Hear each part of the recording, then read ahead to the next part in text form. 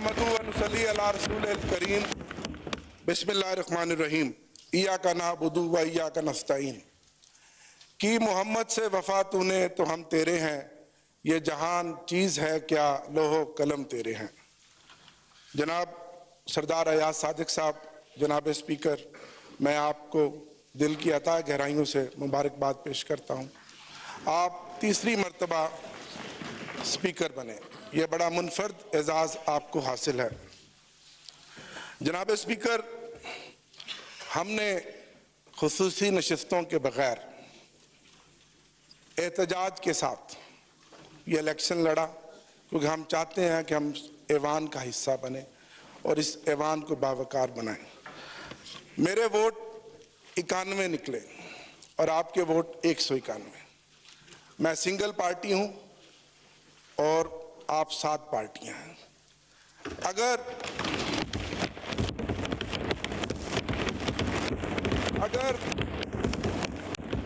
अगर 8 फरवरी का जो इलेक्शन हुआ और जो खामोश इनकलाब था, अगर फॉर्म 45 के मुताबिक इस ऐवान में नतीजा आता तो मेरे वोट 225 होते।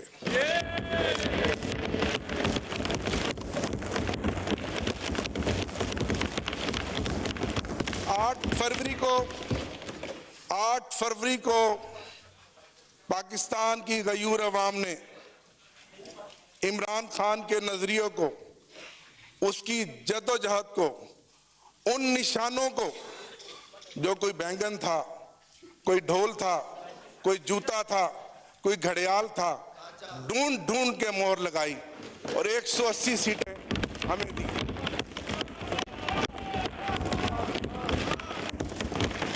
और फिर क्या हुआ?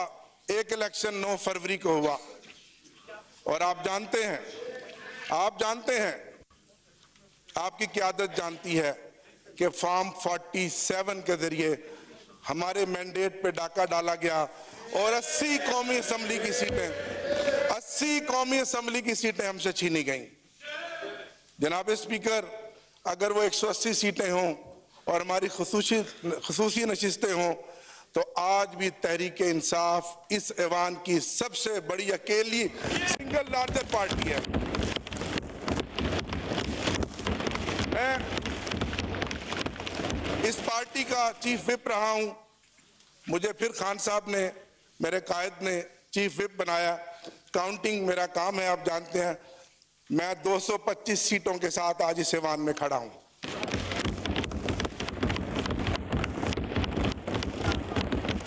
मैं सलाम पेश करता हूं अपने इन भाइयों को। जनाब स्पीकर, 94 सीटों का रिजल्ट हमें दिया गया। एक शख्स लोटा बन गया, 2 के नोटिफिकेशन रोके हुए हैं। ये 91 आज सुबह मेरे साथ इकट्ठे आए। आज सुबह तक इन पर बेपनाह प्रेशर था, दबाव था और आप सब कुछ जानते हैं जो कुछ हमारे साथ साल 1.5 साल से हो रहा है। लेकिन मैं खराज तहसीन पेश करता हूं कि पूरे 91 के 91 वोट हमारे निकले हैं।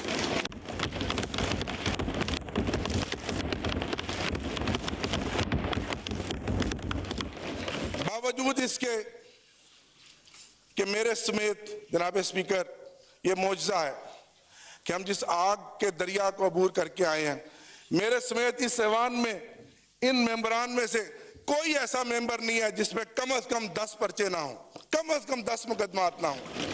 और आप जमहूरियत की बात करते हैं, आप ऐवान की बालादस्ती की बात करते हैं। ठीक कहा मेरे भाई ने, ताकत का सर चश्मा अवाम है। ये सब किताबी बातें हैं, सब नारे हैं। मुझे अपने एक दोस्त की बात याद आ गई कि कितने अफसोस की बात है, यहाँ बहुत सीनियर्स बैठे हैं, कि जिसने कहा नहीं जनाब, इस मुल्क में मैटर वो करता है, वोट डालने वाले नहीं, वोट गिनने वाले।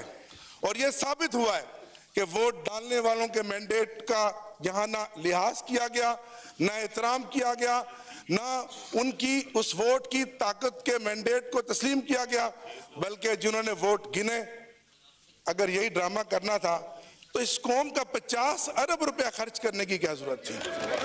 ये तमाशा था। जनाब स्पीकर, जनाब स्पीकर, जनाब स्पीकर, ये इलेक्शन नहीं था, ये सिलेक्शन थी और ये सिलेक्शन ऑक्शन के जरिए की जा रही थी। ये ऑक्शन थी और इस ऑक्शन में जानते हैं मेरे कई सूबों के मेंबरान यहाँ बैठे हैं जिनको पता है कि इस ऑक्शन में बोलियां लगी, उन सीटों की कीमतें लगी और वो कीमतें और वो सीटें बिकी और फिर उन लोगों को करोड़ों रुपए के अवज यहाँ का ऐवान का मेंबर बनाया गया। मेरा दिल दुखता है। मैं एक पॉलिटिकल वर्कर हूं, मैं तीसरी दफा इस ऐवान का हिस्सा बना हूं। कल कहने का तो ये तारफी सेशन था, लेकिन मेरे दोस्तों के चेहरे लटके हुए थे, सोगवार थे, रंग उड़े हुए थे, जमीर मुर्दा थे। कल मुझे कहने दीजिए कि कल का ये सेशन ताजियती सेशन था, ये तारफी सेशन नहीं था, ये ताजियती सेशन था, ये ताजियती सेशन था। आज पूरा मुल्क सोगवार है। इलेक्शन होता है, एक नई चमक आती है, एक रमक आती है, लोगों में एक उम्मीद पैदा होती है कि एक हुकूमत बनेगी, हमारे मसाइल का मदावा करेगी। आज सबसे बड़ा मसला हमें अपने एनर्जी क्राइसिस का है। बिजली और गैस की कीमतें जो बेतहाशा पिछले एक महीने में निगरान हुकूमत ने बढ़ाई हैं, लोग चीख रहे हैं। बिजली का यूनिट जो पिछली गर्मियों में हमने 70 रुपए फी यूनिट इस्तेमाल किया था, 85 रुपए पर यूनिट हम इस्तेमाल करेंगे। लोग मर रहे हैं, कहां जाएं लोग? आप कहते हैं हम इस ऐवान को बालादस्त बनाएंगे, ये ऐवान बालादस्त बनेगा जो हमारे मैंडेट को चोरी करके बैठा हुआ है।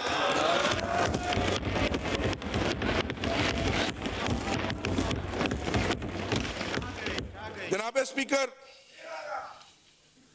हमारी जीती हुई सीटों का मैंडेट वापस किया जाए, मेरा आपसे मुतालबा है। आपने 2013 में जो किरदार अदा किया, मैं उसका मुतारिफ हूं। हम ताउन करने के लिए तैयार हैं। पहले जो हमारी सीटों पे डाका डाला गया, वो मैंडेट हमें वापस दिया जाए। हमारी खसूसी नशिस्तें जो 91 मेंबरान के साथ हैं, वो वापस दिलाई जाएं। इससे ज्यादा जुल्म जनाब स्पीकर क्या होगा कि अगर ये 93 लोग जीत कर भी आ गए हैं किसी मौजे के बाद, आज भी इनके हलकों में गिनतियां कराई जा रही हैं।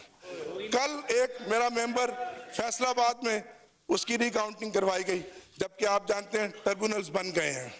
5 दिन पहले लोधरा के एक मेंबर की रिकाउंटिंग कराई गई। बताएं हम कहां जाएं, किसको फरियाद करें?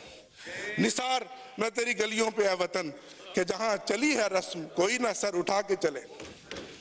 निसार मैं तेरी गलियों पे है वतन कि जहां चली है रस्म कोई ना सर उठा के चले। कोई जो चाहने वाला तवाफ को निकले, नजर चुरा के चले, जिस्मो जान बचा के चले। बने हैं अहले हवस मुद्दई भी और मुनसफ भी खुद। बने हैं अहले हवस मुद्दई भी और मुनसफ भी खुद। किसे वकील करें, किससे मुनसफी चाहें?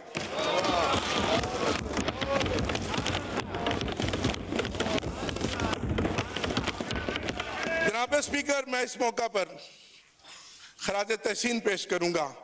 खासतौर पे मेरा पैगाम है उन लोगों को जो कहते थे कि इमरान खान के नाम पे कांटा लग गया है। आपने देखा कल और आज, आपने देखा कल और आज इस ऐवान में जो कांटा लगाने वाले आंखें खोल कर देखें। कल और आज इस ऐवान में इमरान खान की तस्वीरों के साथ, नारों के साथ ये ऐवान गूंज रहा है।